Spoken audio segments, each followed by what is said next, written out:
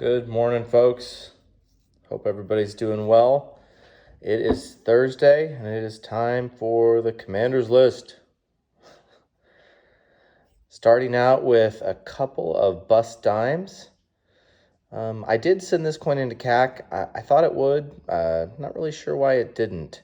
It's classic kind of Battleship Gray.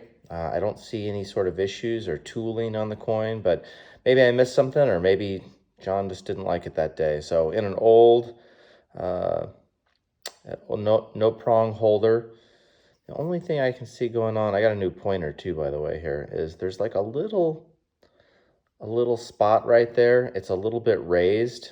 It doesn't look like any sort of bad carbon to me. It just kind of looks like gunk, but, and that's being really picky. Anyway, though, just full disclosure, didn't sticker at CAC. I think it has enough detail to be a fine. This is the kind of coin that, like, if I were collecting in this grade, especially for a key date like this, it would be a great coin to find and encounter. Next up is the next one in the date, an 11/9. This one is darker, but it has a nice little cameo effect. If you're not a bust dime fan, the only coin that you can get 1811 is the overdate. There is no 1811 straight up. This is a nice looking coin too, especially if you like the cert cameo look. Semi-key is what I would call the 1811/9. Next up is an old friend that came back. This is a coin I bought raw a long time ago, sold it, and now it is back in my possession. So I had it graded and had it stickered. Really cool die crack right there. You can see it. It kind of runs through Liberty's neck. Don't get a lot of die cracks on Barber Halves. They were produced pretty well, and in mass, they went through a lot of dies. Great luster on this piece. Pretty much as perfect of an XF45 as you can get. 100S is not a super tough date.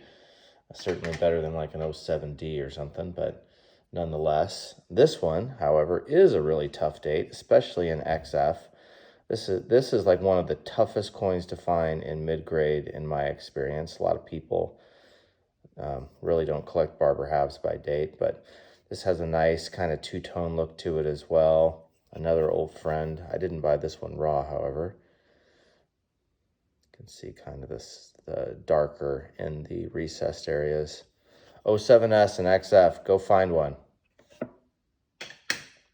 And finally, finishing up with a couple of really pretty seated halves. I mentioned these in the Commander's List about 2 or 3 weeks ago. This is the 42.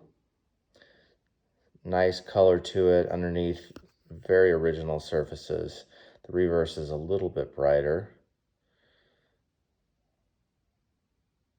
Nice looking piece, and no real big hits at all on this coin. This coin saw just the tiniest little bits of circulation. Properly graded in my opinion. I don't think it should be unk, but man, is it nice. And then finally, what I consider to be one of the middle grades in the 1840s, not as easy as a 42, is this 49, an old green label holder, CAC 55. This coin could easily be 58. The only negative I would say about this coin is it just has a little bit, the luster doesn't come through right here. Right, so there's just a little bit of extra toning there. Certainly isn't environmental damage, but that would be my only complaint. That being said, this coin is freaking awesome. It's got really nice color on the reverse as well. The luster shines through, just a tinge of wear, and a really great find if you're a seated dollar collector. All right, folks, that's all I got. Thanks for tuning into the Commander's List, and until next week, happy hunting.